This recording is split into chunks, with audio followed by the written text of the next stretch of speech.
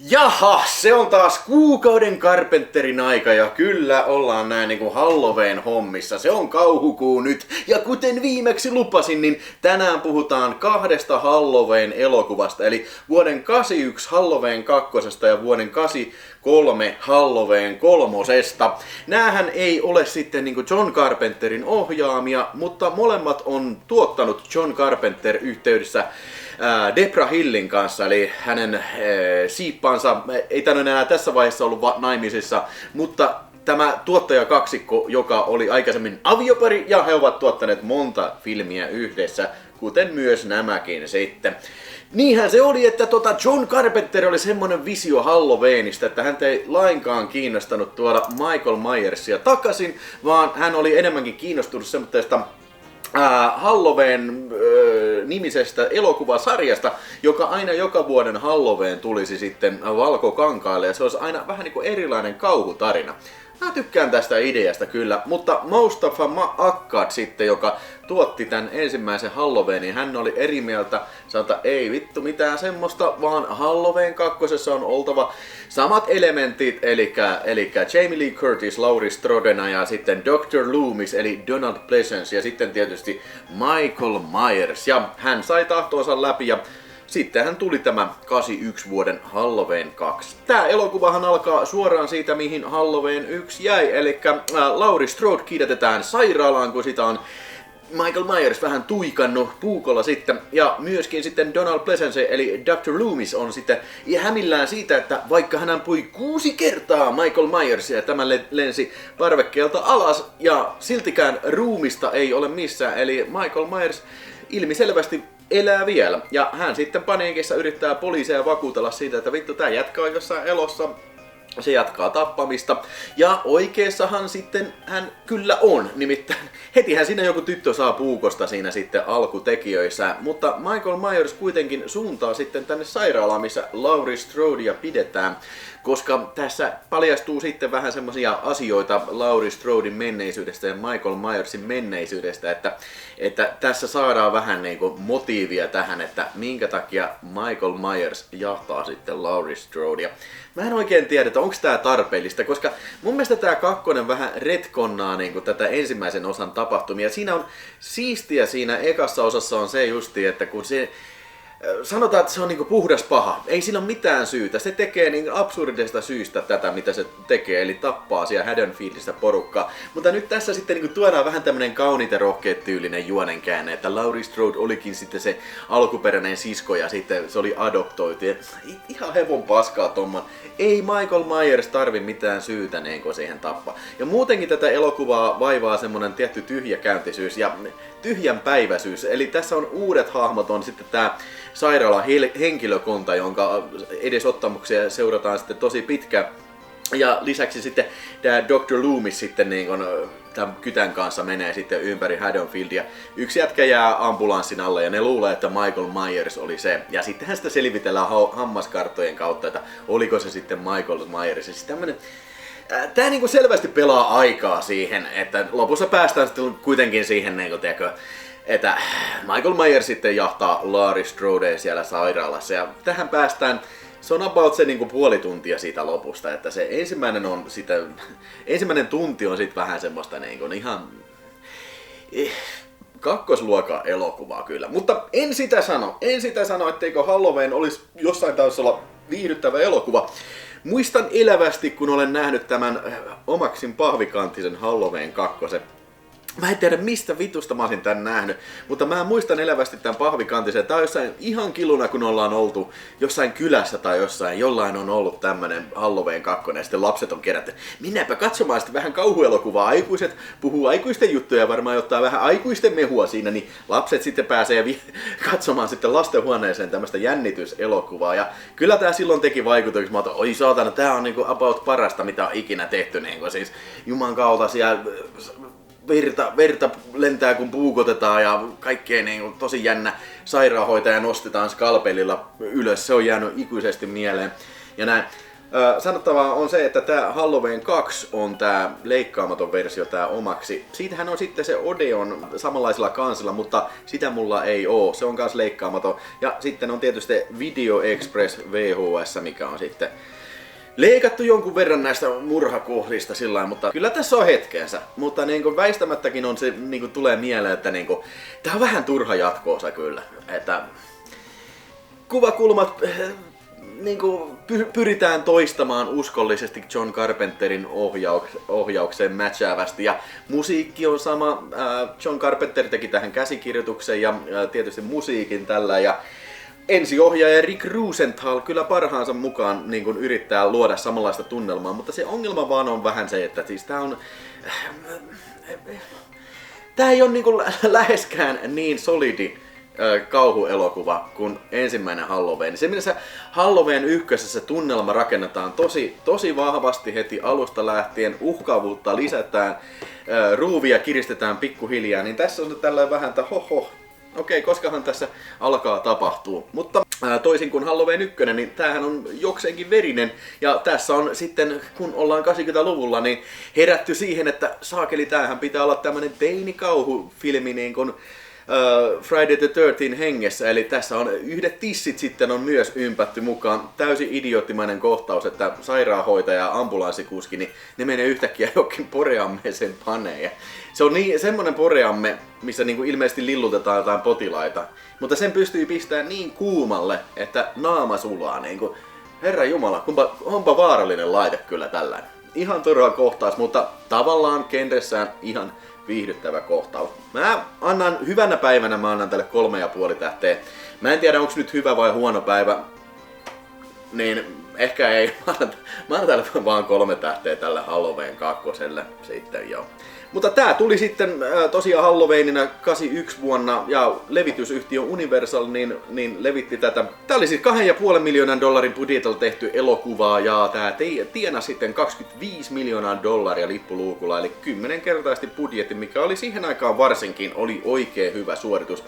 Ja Universal levitti sitä ja Universalista puheen ollen, mulla on tässä tämmönen Universalin Halloween 2 Blu-raykin ja tässä on semmonen hauska yksityiskohta, että tässä on Terror in Iceless, tää kauhuelokuva dokumentti, mikä on siis ihan elokuva, missä näytetään best of pätkiä vuosien varrelta kauhuelokuvasta, niin tässä on se leffa kokonaan ekstrana, mikä on kinda cool. Mutta jos versioista puhutaan, niin siis tää on ihan ehdoton huolimatta typerästä kannesta. Tää Shout Factory 4K Ultra HD, missä on paljon ekstroja, myös TV-versio, mikä vähän pidentää tätä elokuvaa. Niin, tässä löytyy kyllä kaikki, ja tää on helvetin hyvänlaatuinen kuvanlaatu kyllä näissä kaikissa Shout Factory Halloweenista, mitä mä oon nähnyt. Eli siis musta on mustaa, kuva on helvetin terävä ja absoluuttisesti pyyhkii kyllä niin kuin jopa tuolla Blu-raylla kyllä peräaukkoa sitten. Tämä kannattaa hommata.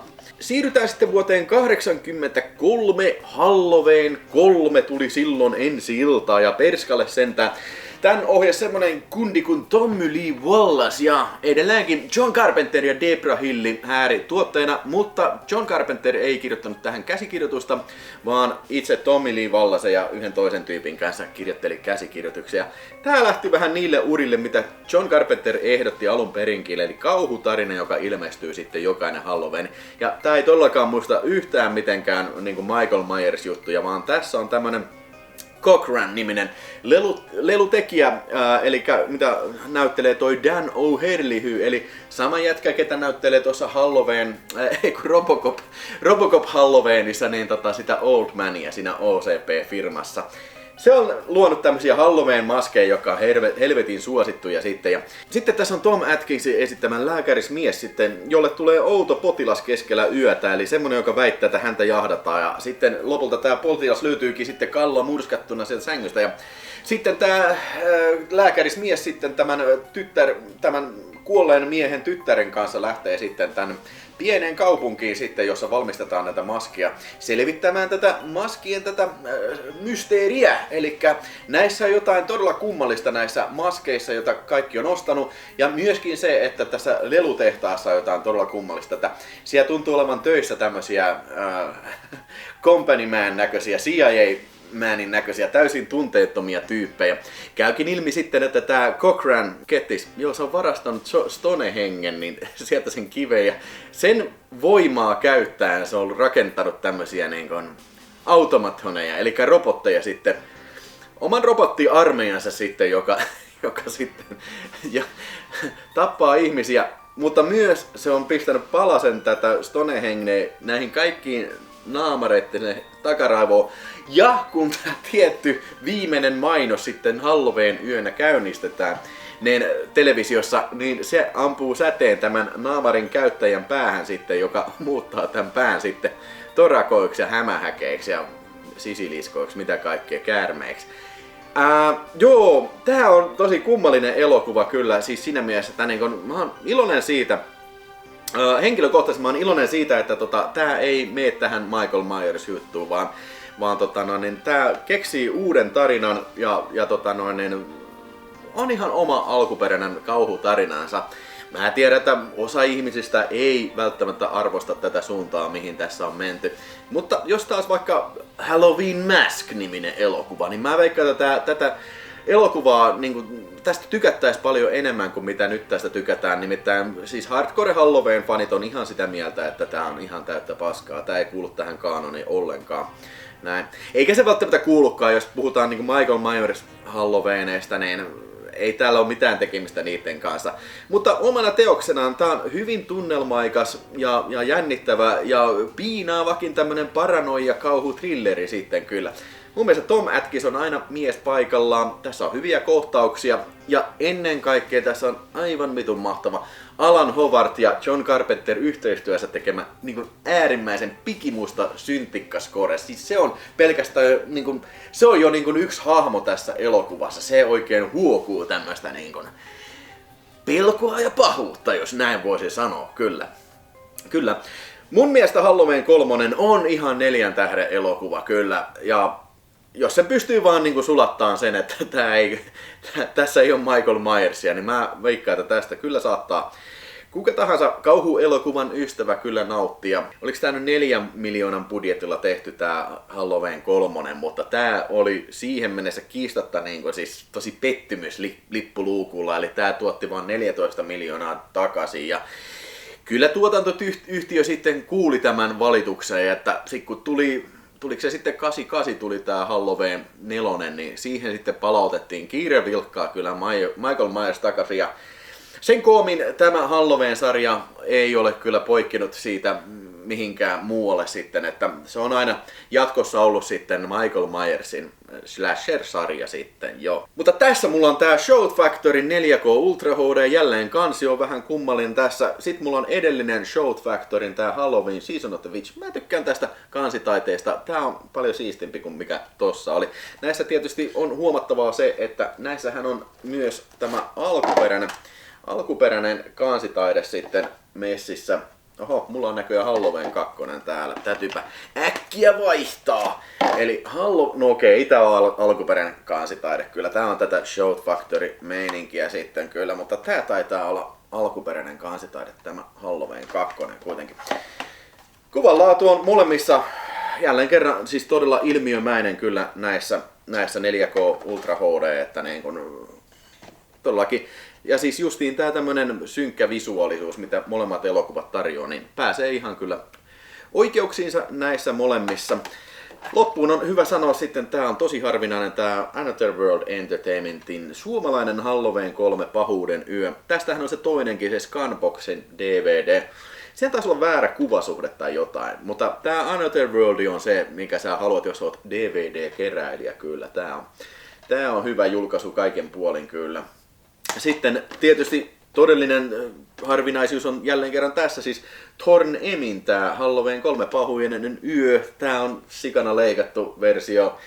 Kaikki nää just päitten irtirepimiset ja nää tämmöiset makaberimmät yksityiskohdat on tästä poistettu, mutta kuitenkin tää on vaikea löytää. Ja siitähän on vielä harvinaisempi sitten tää suomalainen kasetti, se isokoppainen Thorn Emi-versio. Sitä mulla ei oo, mutta tääkin on ihan tarpeeksi vaikea löytää siitä. Mutta tässä oli Halloweenin John Carpenterit sitten. Nyt onkin sitten käsitelty melkein kaikki John Carpenterit. Ainoa mikä puuttuu vielä on In the Mouth of Madness. Se tulee seuraavaksi ja lopuksi tulee sitten vielä Big Trouble in Little China, joten pysy kanavalla ja pistä kommenttia, jos tuli jotain juttuja mieleen, mitä haluat kysyä. Paina tykkää, jos tykkää John Carpenterista ja Halloween-seteistä. Ja ei muuta kuin hyvää loppupäivää. Kato vaikka tästä seuraavaa Halloween-aiheesta video.